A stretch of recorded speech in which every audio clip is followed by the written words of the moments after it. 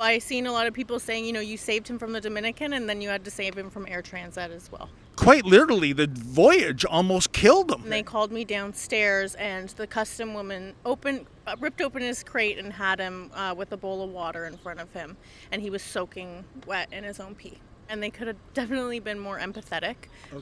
I was kind of just pushed to the side and nobody was helping me. So I blame Air Transat. David Menzies for Rebel News here in Toronto. And folks, you've all heard the horror stories at some of Canada's major airports, such as Pearson International here in Hogtown. A lot of it has to do with endless delays, cancelled flights, lost luggage. But what if your lost belongings, they're not inanimate objects, but what if it's a pet?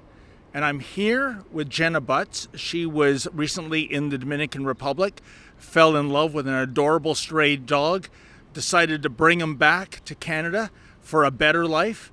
And Jenna, the trip almost killed little Winston. Isn't that true? What happened? So we landed a little bit late and I waited about an hour and a half, picked up my other dog, and Winston was nowhere to found. 21 hours later, they found him in his crate, stuck in there. Oh, so you were traveling with two dogs then? Yes. Is that right? So, and that's interesting too. One gets to you safe and sound and on time, and the other is missing. You reach out to the airport people. I believe the airline was Air Transat. Correct. And were they concerned about your plight? No, they didn't really seem concerned at all. Customs was concerned, the police officers that were there. That strikes me, the lack of empathy, as they say, and I agree with it. A dog is man's best friend. Who wouldn't be concerned that the fact there's a living thing, maybe in distress, maybe it hasn't eaten, maybe it hasn't had some water. How many hours were you looking for little Winston? So 21 hours. 21 hours, almost a whole day. Yes. Yeah, no food, no water, and he was covered in his own urine. Unbelievable. Were people helping you look for the dog? Air Transat said they were helping me look, but it took 15 minutes after I got in touch with Customs to find him. And so you were just literally going through, I guess, I know Pearson looks like the island of lost luggage right now. There's so many suitcases, and you were just looking literally for the crate. So it was actually Customs who found him, and they called me downstairs, and the custom woman ripped open his crate and had him with a bowl of water in front of him, and he was soaking wet in his own pee. That is despicable. What was the explanation given to you, Jen? I know you reached out to Air Transat. How did this happen in the first place? I mean, this is not like losing a piece of luggage. Maybe, I dare say, if a few more hours went by, the dog might have perished. Yeah, definitely. I'm not sure how this happened. I've traveled with animals before and I've never had issues. They didn't even know if he was in Toronto or if he was still in the Dominican. So I thought if he was in the Dominican, he probably would have passed away from the heat. The bitter irony here, I think, Jenna, is that you fell in love with this little stray dog. You said you wanted to bring him to Canada where he'd get, 3 squares a day.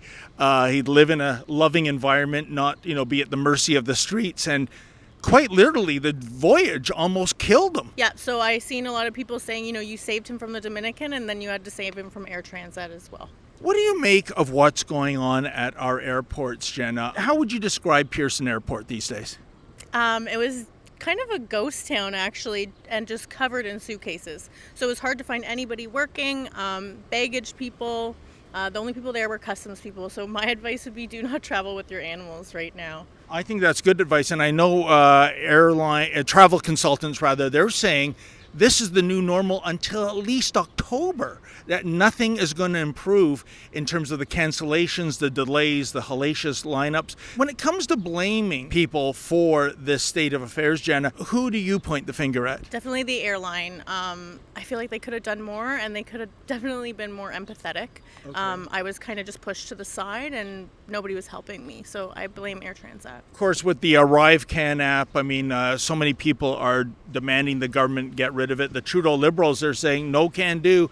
What you see is what you get. Do you think maybe they shoulder some of the blame? I'm actually not sure because I kept trying to say I'm claiming 2 animals and you have to write that on the app. And they were like, well, where are your animals? And I couldn't find my animals. So I'm not sure if they're to blame. I think it's fair to say you should be compensated at least for your time spent looking for little Winston. Has the airline reached out to you in that way?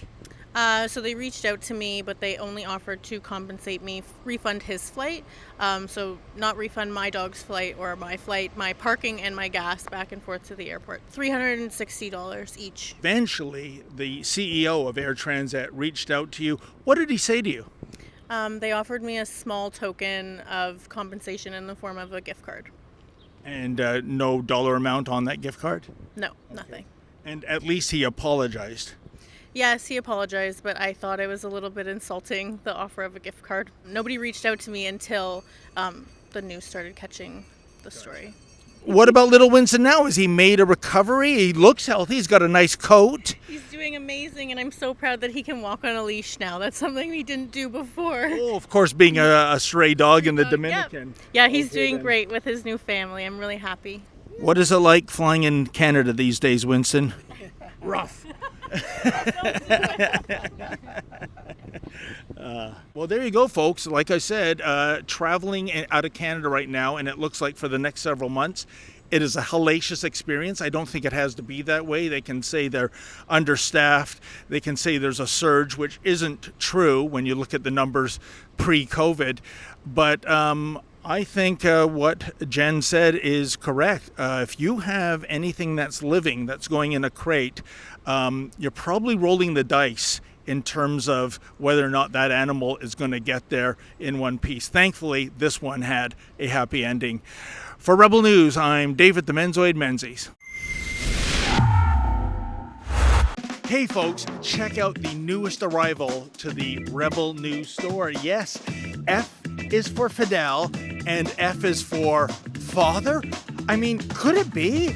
Yes, half this photo, the colored half, is Justin Trudeau. The black and white half is a young Fidel Castro.